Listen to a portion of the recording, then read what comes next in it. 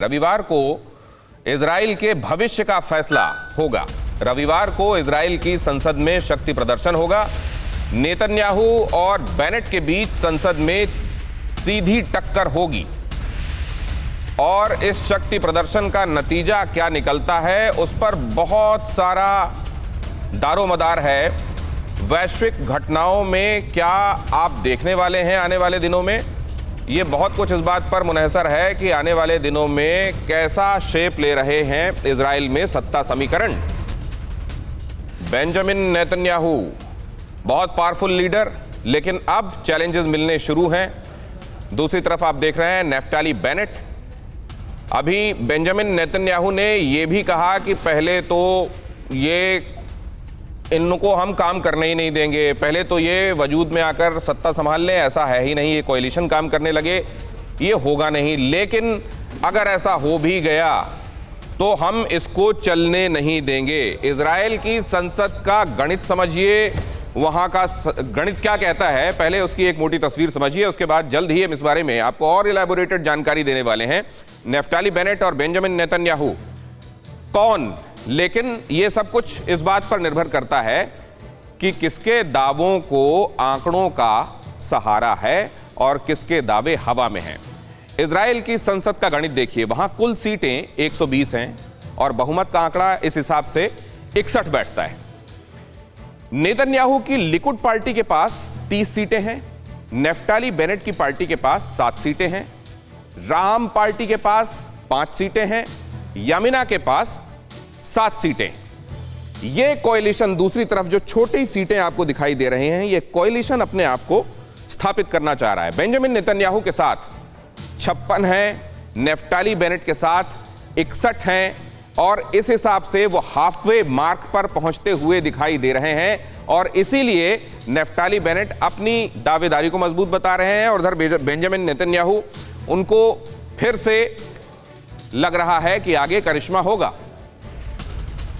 और इजराइल से आज की खबर आपको बता दें, इजराइल से आज की सबसे बड़ी खबर है कि इजराइल में सत्ता परिवर्तन के बीच हिंसा की आशंका बनती जा रही है। इजराइल की सिक्योरिटी एजेंसी ने अलर्ट जारी किया है, सोशल मीडिया में अगले पीएम नेफ्ताली बेनेट पर हमले हो सकते हैं। नेफ्ताली बेनेट पर अरब पार्टी से हाथ मिलाने की आलोचना हो रही है।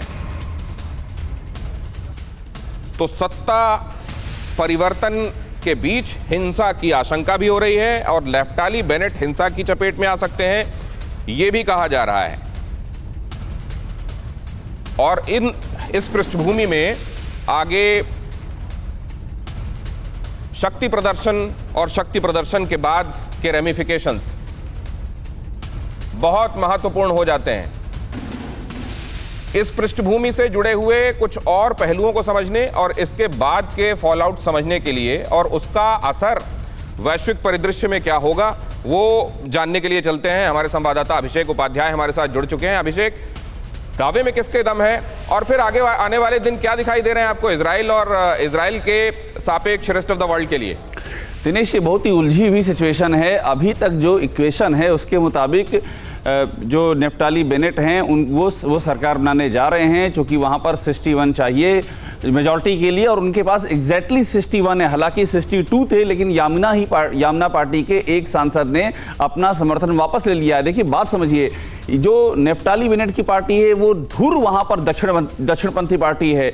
मंसूर अब्बास की पार्टी राम है, वो इस्लामिक पार्टी है। ये दोनों ही पार्टियां उत्तरी और दक्षिणी ध्रुव हैं। इनका एक साथ मिलना अपने आप में हैरानी है, आश्चर्य है, लेकिन बेंजामिन नेतन्याहू को हटाने के लिए दोनों ही पार्टियां एक साथ मिल गई हैं। अब सवाल यहां पर यह है कि जो हालात हैं, हमास जिस तरह से हमले की चेतावनी दे रहा है, जिस तरह से जो अरब बाहुल इलाके हैं वहां पर आंदोलन हो रहे हैं, प्रदर्शन हो रहे हैं, कोई भी कदम इस सरकार, अगर ये सरकार बनती है, अभी विश्वास मत हुआ नहीं है, लेकिन सरकार बनने के बाद अगर एक भी कदम ये सरकार उठाएगी उस इलाके में फिलिस्तीन को लेकर के, गाजा को लेकर के, वेस्ट बैंक को लेकर के, तो आप मान लीजिए सरकार के भीतर कोहराम मच जाएगा, क्योंकि एकदम विरोधी धड़े एक साथ खड़े हुए हैं। दिनेश, मैं वही आपसे जानना चाह रहा हूं कि मंसूर अब्बास के साथ ये मिले हुए हाथ कितना आगे इसको आप जाता हुआ देखते हैं। और दूसरे, अभी जो इजराइल का नजरिया है, इजराइल का जो तमाम मुद्दों पर स्टैंड है, उसमें कितना फर्क देखते हैं? अगर आप फिर चलिए आने वाले दिनों में 61 के साथ कुछ कर ही लेते हैं नेफ्ताली तो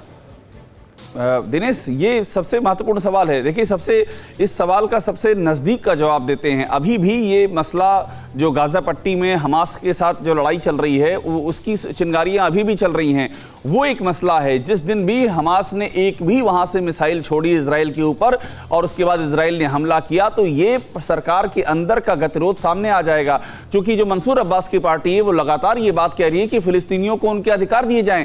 ये उनकी पार्टी का जो पूरा आप कह सकते हैं जो उनकी स्थापना की जड़ है, बुनियाद है, उसमें यह बात है कि फिलिस्तीनियों को और ज्यादा अधिकार दिए जाएं, अरब बहुल इलाकों में और ज्यादा रियायतें दी जाएं, उनके मकान ना गिराए जाएं, तमाम सारी बातें हैं। गाजा पट्टी में वो फिलिस्तीनियों के साथ खड़े हुए हैं। तो इसीलिए जब भी कुछ भी एक भी डेवलपमेंट होता है तो आप जान लीजिए इस सरकार की अग्नि परीक्षा का वो दौर होगा और बहुत ही मुश्किल है कि सरकार उस अग्नि परीक्षा को पास कर सके। अब हमारे साथ बने रहिए अभिषेक, और एक अहम खबर बता दें, हिंसा की चेतावनी के बाद इजराइल के होने वाले प्रधानमंत्री नेफ्टाली बेनेट की सुरक्षा बढ़ाई गई है।